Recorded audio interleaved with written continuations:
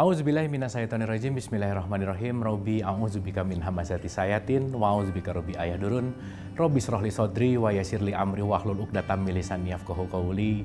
Assalamualaikum warahmatullahi wabarakatuh. Salam sejahtera untuk kita semua. Rahayu, namaste, Om Swastiastu, Namo Buddhaya. Salam kebajikan dan sehat untuk kita semua.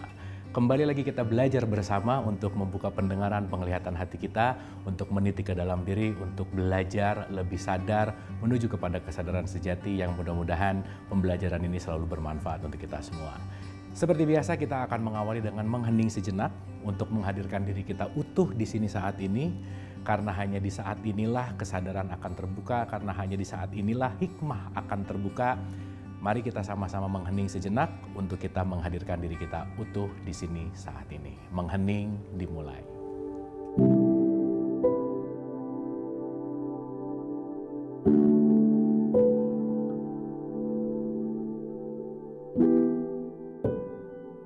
Selesai, terima kasih. Semoga kita sudah seutuhnya hadir di sini dan siap untuk belajar sama-sama. Hari ini kita akan masuk menuju kepada nutrisi sang jiwa. Karena kemarin kita sudah banyak berbicara tentang diri. Kalau kita runut lagi, kita sudah mulai menyadari bahwa oh iya ya, kita ini adalah tamu di semesta raya ini. Mudah-mudahan kita semakin menjadi tamu yang sopan. Mudah-mudahan kita menjadi tamu yang benar-benar menjalankan tugasnya. Di mana datang ke sini kita mau belajar di School of Life ini tentu saja. Di mana nanti outputnya adalah, impact-nya adalah kebermanfaatan itu sendiri. Makanya wama arsalnaka illa rahmatan lil alamin. Kita semua diutus hanya untuk menebar kasih sayang. Mudah-mudahan dengan seiring pembelajaran ini semakin kasih sayang juga terlalu tersebar kepada siapapun ke semesta raya ini dan kita menjadi insan-insan yang selalu bermanfaat. Kemarin udah kita bahas bahwa jasad itu perlu nutrisi pasti. Kan ada lapar gitu ya, hari-hari itu ada lapar. Lapar itu adalah ciri-ciri kalau tubuh udah mulai perlu nutrisi itu. Tetapi sadarkah kita ketika kita mendapatkan rasa lapar bahwa itu sinyal dari tubuh kita yang sedang memerlukan nutrisi. Tapi kan kita udah bahas juga bahwa pertanggungjawaban kita kelak itu bukan urusan jasmani. Karena tubuh ini hanya akan berakhir di tempat pemakaman umum, selesai. Tetapi nanti urusan pertanggungjawaban itu masuknya ke dalam konteks yang namanya jiwa. Kesadaran yang lebih dalam dari tubuh ini. Oleh karena itu, mari kita berdiskusi tentang ini, mari kita sama-sama belajar tentang ini yang mudah-mudahan setelah kita belajar ini, nutrisi kita jadi seimbang, bukan hanya nutrisi jasmani ya, tetapi nutrisi rohaniah juga terpenuhi. Oke, seperti biasa, saya izin menggunakan coret-coret supaya mudah untuk menjelaskan. So, pemirsa di rumah, kita akan mengulang sedikit tentang who am I.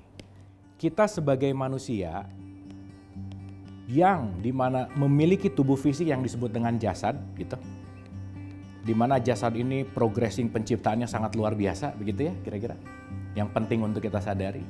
Maka yuk kita mulai belajar selalu bersyukur terhadap tubuh ini, selalu bersyukur terhadap semua anggota tubuh yang menjadi tools atau alat kita untuk belajar di semesta raya ini. Nah, naik satu level di jasad itu adalah masuk ke dalam konteks yang namanya jiwa. Jiwa itu adalah softwarenya, jiwa itu adalah programnya. Maka tangan ini akan berbuat baik atau jahat, itu tergantung program di dalamnya. Kalau programnya jahat, dia akan jahat. Kalau programnya baik, dia akan baik gitu. Jadi tangan ini akan selalu mengikuti program yang ada di dalam. Dan bagaimana kita mereprogram itu tergantung dari kesadaran kita gitu. Dimana inti dari hidup kita itu, inti dari energi, inti dari sang hidup itu adalah ruh kita sendiri. Jadi kita sadari ulang, kita adalah ruh yang sedang diberikan kemasan jasad. Oke? Kita adalah ruh yang sedang diberi kemasan jasad. Maka di surat 32 ayat 9 di dalam Al-Quran dikatakan, aku tiupkan ruhku. Dan kami jadikan pendengaran, penglihatan, dan hati. Tapi sayangnya sedikit dari kamu yang bersyukur. Jadi ternyata ya Quran udah ngasih tahu tuh informasi bahwa yang bersyukur tuh gak banyak gitu. Maka mudah-mudahan kita yang menyaksikan ini, kita yang terus mau belajar termasuk kepada yang sedikit, yang selalu mau untuk bersyukur. Dalam konteks kehidupan kita, kita ini datang ke sini diberikan dalam tanda petik adalah tugas. Oke, ada tugas tuh. Maka masing-masing kita punya kurikulumnya masing-masing. Nggak ada yang sama. Kalau kemarin kita berbicara tentang penokohan, kalau kita berbicara tentang teatrikal, masing-masing kita punya castingnya masing-masing. Jadi nggak ada yang sama. Maka sangat tidak ideal ketika saya membandingkan dengan orang lain, nggak bisa. Kalaupun mau membandingkan, mari kita bandingkan saya dengan hari yang kemarin. Maka saya harus menjadi the best version of me today, hari ini. Bukan dibandingkan dengan orang lain. Karena kenapa? Dia punya casting yang berbeda, dia punya kurikulum yang berbeda dengan kita semua, gitu kira-kira. Oke ya, maka begitu kita terlalu membandingkan keluar, sekali lagi di situ pasti akan sulit untuk bersyukur gitu. Nah, poin penting dari penugasan yang sangat penting untuk kita selalu sadari adalah setiap kehidupan ada batasan tugasnya, namanya adalah kematian itu sendiri. Maka kematian ini dalam konteks Al-Quran juga dikatakan kullu nafsin. Nafs itu artinya adalah jiwa. Di mana konteks nanti penilaian itu bukan pada tubuh fisiknya. Maka saya rasa nggak ada yang dengar gitu ya, pertanyaan terakhir, berapa tingginya, warna kulitnya, berapa sih punya uangnya waktu hidup, apa sih jabatannya, kan bukan itu yang jadi pertanyaan. Tetapi konteksnya adalah, apakah jiwanya sudah semakin bersih dalam tanda petik? Apakah jiwanya itu digunakan untuk kebermanfaatan gitu? Karena pada akhirnya penilaiannya adalah akhlak, dan akhlak tidak terletak pada kemasan. Maka kan ada statement, don't judge a book by cover. Nggak bisa kita menjudge sesuatu dari kemasannya. Karena yang terpenting sebetulnya isinya gitu. Nah maka dua-duanya harus seimbang, kemasannya kita rawat, isinya juga kita rawat. Itu poin pentingnya. Nah yang menarik adalah kematian ini kan di mana batasan kita ini akan dimintai pertanggungjawaban. Kan kita dapat misi nih, sekolah. Ya sekolah juga ada ujiannya. Pertanggungjawaban apa yang kita pelajari kan nanti di ujian gitu kira-kira. Nah hidup ada pertanggungjawabannya, makanya sekat dari kehidupan itu adalah kematian itu sendiri gitu. Maka mau tidak mau, suka tidak suka, kita sedang mau akan melalui yang namanya kematian, kita akan mengalami yang namanya pertanggungjawaban. Disitulah pentingnya kesadaran. Kalau kita udah mulai sadar, kalau kesadarannya tidak hanya dalam bentuk jasmani ya, tapi udah mulai masuk ke dalam jiwa, kita akan mulai sangat waspada dalam melakukan apapun.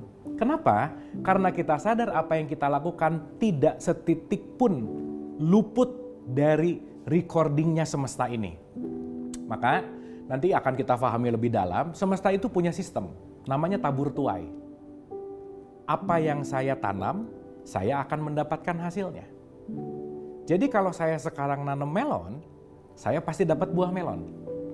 Berarti kalau hari ini saya panen caci maki, jangan-jangan kemarin-kemarin saya banyak nanam caci maki juga. Maka jangan terlalu banyak nyalahin keluar gitu. Jangan terlalu banyak nunjuk keluar, karena kenapa? Yang datang ke saya itu selalu yang selalu saya tanam. Disitulah nanti kita akan mengerti hukum konteks dari tabur tuai, di mana jiwa kita nanti yang akan sangat berperan dalam menjalankan hukum itu gitu. Pembelajaran masih akan kita lanjutkan, tetaplah bersama saya. Masih bersama saya Bu Marlo, kita lanjutkan pembelajaran. Sekarang yang menarik lagi adalah ketika hidup akan mengalami mati akan dimintai pertanggungjawaban. Kalau misalkan ending poinnya ada dua jalan aja. Jalur A disebut husnul khotimah, good ending. Jalur B disebut su'ul khotimah, bad ending. Saya rasa semuanya pasti pengen jalur A. Tapi pemirsa di rumah jangan salah, di jalur A ini kalau mau milih ada tanda bintangnya. Apa itu? Syarat dan ketentuan berlaku. Karena kenapa? Husnul khotimah itu adalah impact. Impact itu adalah hasil dari sebuah proses. Maka proses akan menentukan hasil. Dan wilayah kita sebagai manusia adalah selalu menikmati prosesnya. Maka sebaiknya kita nggak terlalu sibuk dengan nanti hasilnya gimana ya, hasilnya apa, A, dan seterusnya. Oke, itu penting untuk dipikirkan, tetapi nggak usah terlalu dipikirkan karena kenapa? Hasil itu sudah dalam konteks urusannya semesta, urusannya Tuhan, urusannya Allah. Yuk kita selalu belajar fokus dalam proses. Karena dalam proses yang oke, hasilnya juga pasti oke. Kalau kita berbicara masalah konteks pertanggungjawaban yang terletak pada jiwa, terus gimana supaya syarat dan ketentuan tadi berlaku tadi bisa kita penuhi untuk menghasilkan husnul khotimah, good ending, kematian yang baik gitu kira-kira. Dan saya rasa ini semua kita dambakan gitu. Ternyata Al-Quran memberikan indikator parameter good ending itu bukan dari fisiknya. Karena di surat 49 ayat 13 dikatakan, Inna akromakum indallahi atqakum.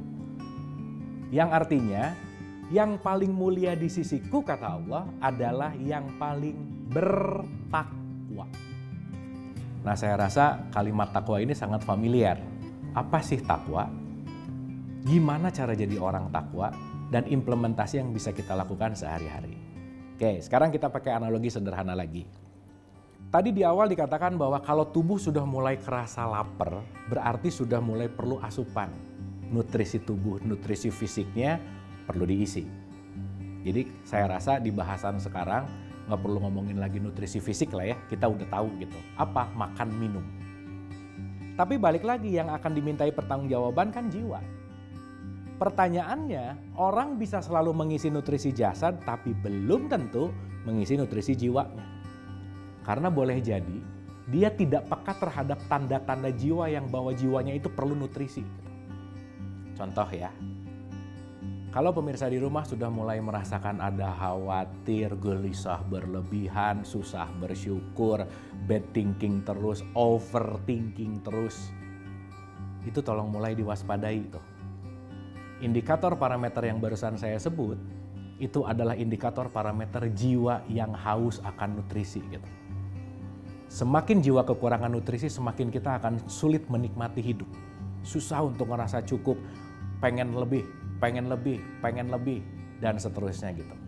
Dan itu salah satu di mana nutrisi jiwa kita sedang memerlukan recharging, sedang memerlukan asupan nutrisi gitu. So, kesimpulan sementara, yuk kita balik lagi. Jasad nutrisinya makan, minum. Nah, saya singkat aja jadi mamin, makan, minum. Jiwa nutrisinya adalah ketakwaan. Karena jiwa berkaitan dengan kemuliaan. Maka inna akromakum indallahi atqakum, saya ulang, yang paling mulia di hadapan Tuhan, di hadapan Allah adalah orang yang paling takwa. Sekali lagi, penilaiannya bukan faktor fisiknya, tetapi isinya. Nah, sekarang kita renungkan nih. Yuk. Kita memiliki jiwa sebagai software atau program, di mana tadi udah kita mengerti jiwa nutrisinya adalah ketakwaan. Oke? Di mana takwa itu adalah hasil dari kemuliaan seseorang. Maka nanti kita akan mengerti, dalam semua tradisi agama dan kepercayaan pasti ada ritualnya. Dan sadarilah, ritual adalah jembatan menuju kepada takwa, jembatannya bukan hasilnya. Oke, contoh. Ketika saya hanya menjalankan ritual secara jasmani, jasad saya aja nih yang sedang melakukan ritual. Tapi apakah jiwanya terhubung? Belum tentu. Sebagai gambaran singkat, ada orang yang lagi sholat misalkan. Sholat bisa hanya menggerakkan jasad tetapi jiwanya nggak sambung kepada Sang Maha, kepada Allah gitu kira-kira. Jadi dia hanya mengerjakan jasmani ya, olahraga, tetapi tidak melakukan olah rasa. Ternyata kembali lagi, Utsluma uhiya ilaika minal kitab wa aqimi sholah inna sholata tanha anil fahsyai wal munkar. Sholat mencegah dari perbuatan keji dan munkar. Output dari gerakan sholat kita adalah kejinya turun, munkarnya turun. Berarti kualitas jiwa kan, bukan masalah fisiknya. Makanya mohon maaf, kenapa dalam setiap ending sholat selalu salam kanan dan salam kiri? Salam itu kan damai. Berarti ketika saya sholat konteksnya adalah tidak hanya jasmani ya, tetapi jiwa kita juga turut tunduk kepada Allah itu sendiri, maka keberadaan jiwa kita akan menjadi damai kanan dan damai kiri, kita akan menjadi pendamai dimanapun dan dalam kondisi apapun, gitu kira-kira. Nah oleh karena itu, yuk kita lihat nih, ciri-ciri orang yang bertakwa yang akan menjadi nutrisi bagi jiwa kita. Dan ini sangat tertulis jelas di dalam Al-Quran di surat 3133 sampai 135. Itu nanti kita akan melihat bahwa siapakah orang yang bertakwa. Oke ya, di Al-Imran 133 saya langsung ke terjemahannya, kira-kira begini kalimatnya. Dan bersegeralah kamu kepada ampunan dari Tuhanmu dan kepada surga yang luasnya seluas langit dan bumi yang disediakan bagi orang yang bertakwa. 134-nya lanjut. Isinya gini, nomor 1. Siapa sih orang yang bertakwa? Oh ternyata semua jembatan ritual kita hanya mau membuat kita untuk menjadi orang nomor satu ini, yaitu orang yang menafkahkan hartanya baik lapang maupun sempit. Nih nomor satu. Berarti kalau menafkahkan hartanya baik lapang maupun sempit, siapa orang takwa yang nomor satu? Orang yang belajar melepaskan kemelekatan. Dan berbicara menafkahkan ini bukan hanya berbicara masalah uang, enggak. Karena kita bisa berbuat baik melalui apapun. Mau itu pakai tenaga, mau itu pakai pikiran, mau itu pakai uang. Karena kenapa? Nilainya bukan seberapa besar, bukan seberapa sering. Tetapi kembali ketika kita berbicara masalah ikhlas. Murni nggak mengerjakannya? Contoh ya, kadang-kadang antara ikhlas dan dalam tanda petik penuh kepentingan itu beda tipis gitu. Contoh misal, ini mohon maaf saya pakai contoh ini supaya mudah gitu ya. Misal lagi nyetir terus datang pengamen. Kita nyiapin uang, itu ada 2 poin tuh. Bisa jadi kita ngasih uang supaya udah cepet lah pengamen biar nggak lama-lama, biar nggak keganggu sayanya, gitu kira-kira. Tapi kalau ikhlas bukan itu tujuannya. Berarti yang nomor satu ada muatan tuh. Nomor satu ada kepentingan kita. Memberi dengan ada kepentingan. Dimana itu balik lagi ya, nggak ikhlas juga sebetulnya. Dan kita tahu dan kita sadar bahwa sejatinya yang akan diterima dalam tanda petik adalah bagaimana sikap hati kita, yaitu keikhlasan itu sendiri gitu. Jadi sekali lagi, nomor satu berbicara tentang bersedekah atau menafkahkan harta baik lapang maupun sempit, saya akan menuliskan di sini dengan konteks yang namanya kemelekatan. Mau rajin sholat, mau rajin umroh, mau rajin haji, mau kurbannya banyak, tapi maaf banget pelit gitu misalnya, dalam tanda petik ya. Berarti dia belum masuk ke dalam kesadaran takwa gitu. Maka salah satu yang memberatkan jiwa adalah melekatnya semua apa yang kita rasa kita miliki gitu. Pembelajaran masih akan kita lanjutkan, tetaplah bersama saya.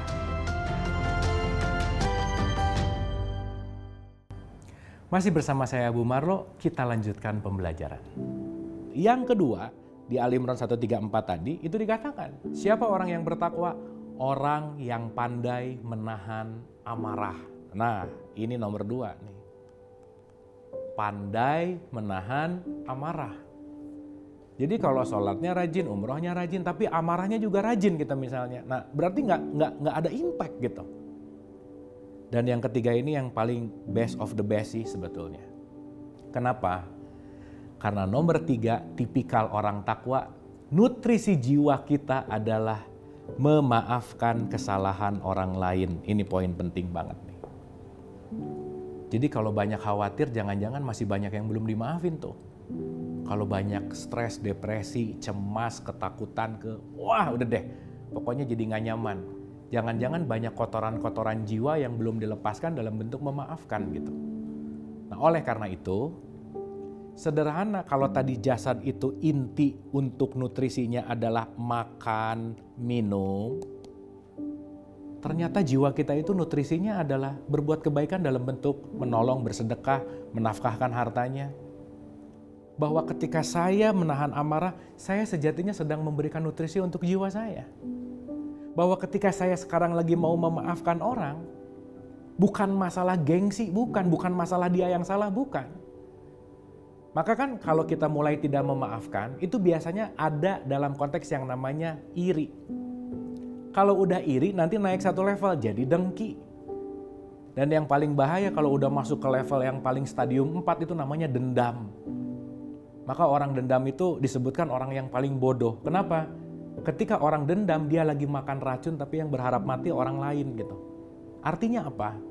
Begitu kita tidak melepaskan atau dalam konteks kotoran-kotoran jiwa ini dengan bentuk memaafkan, jiwa kita akan tetap kotor dalam tanda petik. Mau sholat, mau puasa, mau umroh, mau haji, mau apapun ritualnya, itu hanyalah jembatan menuju kepada 3 poin penting ini. Contoh, ya ayyuhalladzina amanu kutiba alaikumusiyam kama kutiba alal ladzina min qablikum la'alakum tattaqun. Hai orang beriman, disuruh puasa, nanti endingnya supaya jadi orang yang mana? Takwa. Puasa udah bukan masalah tidak makan dan tidak minum. Tapi puasa adalah bagaimana saya melepaskan kemelekatan, bagaimana saya menahan amarah, dan kontrol ya, lebih kepada mengkontrol sebetulnya. Dan bagaimana saya memaafkan kesalahan orang. Oleh karena itu, yuk jiwa-jiwa yang sekarang sedang menyaksikan ini, mari kita isi nutrisi jiwa kita yang mungkin sekarang sedang kehausan. Mungkin sekarang sedang kekeringan karena kenapa? Mungkin kita lupa untuk bersedekah baik lapang maupun sempit. Mungkin kita lupa untuk pandai menahan amarah gitu. Jadi kalau ada apa-apa tuh hold dulu gitu. Karena siapa tahu dengan hold itu kita lebih clear pemikirannya. Berbicara masalah amarah, saya rasa poin ini penting banget untuk digaris bawah tanda seru. Manusia sejatinya tidak pernah punya masalah dengan apapun dan siapapun, kecuali dengan egonya sendiri. Selesai. Pertanyaannya, ego kan gak pernah ada di luar. Si ego selalu ada di dalam diri kita. Sehingga kalau ada masalah, mari kita mulai renungkan. Jangan terlalu cepat untuk berbicara mana jalan keluarnya. Karena jalan keluar tidak akan menyembuhkan ego yang di dalam.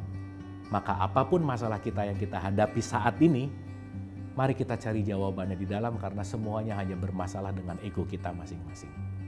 Maka yang kedua, ciri-ciri dari ketakwaan adalah bagaimana selalu pandai dalam kontrol amarah itu sendiri.